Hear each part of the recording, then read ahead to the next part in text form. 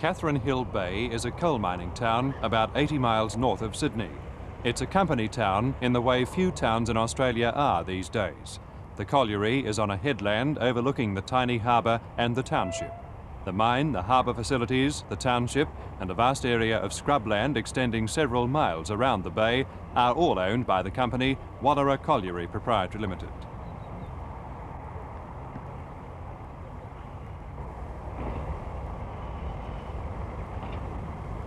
Four years ago, miners and retired miners living in the 50 or so company houses were given a chance to own their own homes. However, it's closed shop for an outsider trying to buy property in the drab but strangely attractive little town.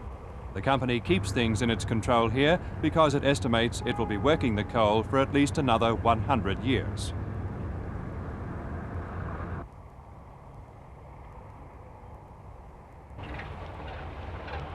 The police station and the hotel opposite are the only completely freehold properties in Catherine Hill Bay.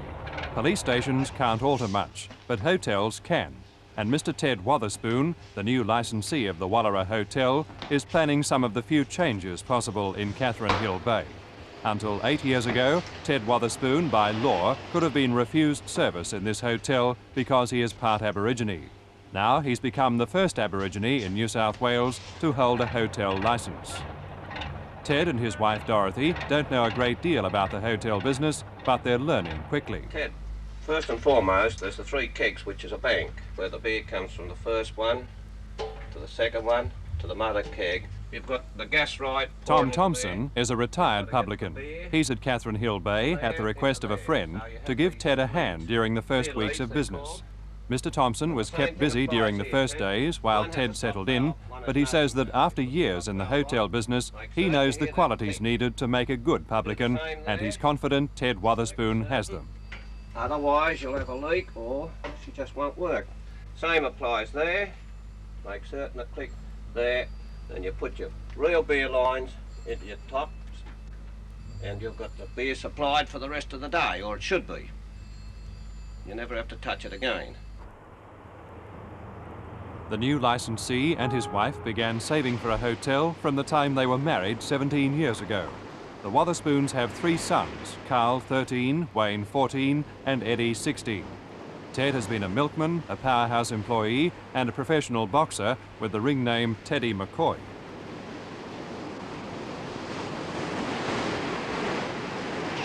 Ted told Weekend magazine reporter Ken Dumpleton that for him, his hotel was the realisation of a lifelong dream. It's always been my ambition. Me and my wife, we decided that when we were a lot younger. We've just saved and worked hard and things like that, and this is our big chance. What sort of experience have you had to be a publican?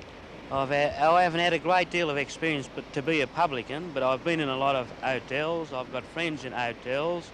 They've learnt me a little bit. I can pour beer as good as anybody, I think. Why did you decide on this particular pub? Well, that was in our price bracket. It looks as though you might have to make a few changes inside there. I noticed the previous publican had been decorating the place in his own way. That's right. I've got a great idea. My boys are great sportsmen in any kind of sport at all, and they've got trophies galore up there, but I haven't just got around the time yet to put them up on the board, you know, up on the walls and things like that. As far as I'm a great rugby league follower, and any kind of sport at all I can talk on.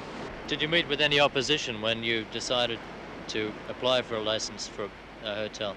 No, I never got no opposition at all.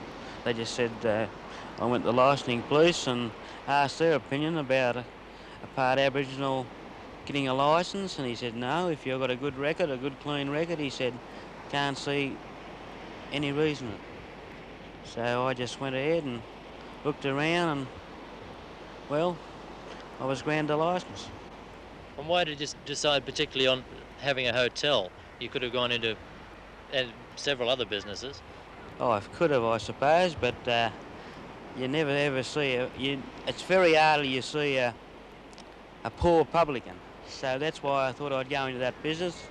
Have either of you ever come across any discrimination in the past at all? No, I haven't. No, I've worked in hotels and motels. I worked in one of the big motels here in Newcastle before I came out here to the hotel, and I mixed with the big heads from Sydney and big entertainers from overseas, and I had no objections or any rejects or anything like that through my life. I don't know about Ted. And how have the first days been in the new hotel? Very good, Hectic. very good. Yep. If it keeps like this for the next three or 4 years, well, it'll do me. What sort of reactions have you had from the people that have been in there? Well, I reckon they're the greatest mob I've met for a long time. In a small area like this, they're all friendly and they don't worry about any colour or anything like that. But some of them reckon they hadn't been here for 2 years, but they're up there drinking my beer now, so that's all I hope, as long as they keep coming in drinking my beer. The interior of the hotel will undergo some alterations, but even as it is, Ted has been enjoying increased trade since he took over. Many of the locals at Catherine Hill Bay have gone to the hotel specially to meet the new publican, and drinkers from farther afield have dropped in just to wish him well. It was drinks on the house the first day, so naturally there was no shortage of patrons, but ever since, the same customers have been coming back. Already, Ted Wotherspoon has made many friends in the town.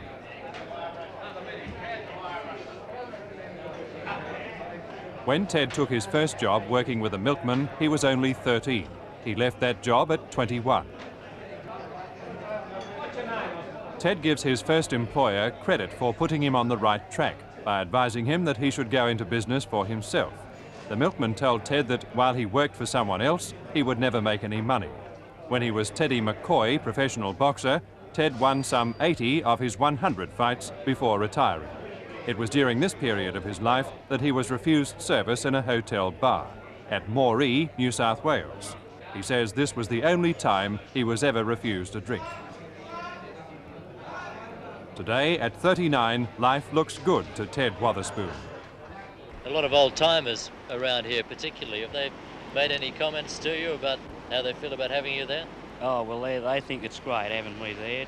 Well, I'm a part Aboriginal. I've got all the things in the paper about myself being in the hotel, and they think it's great. They just love me and the wife. Probably proud that you put them on the map. That's right. I've put them on the map.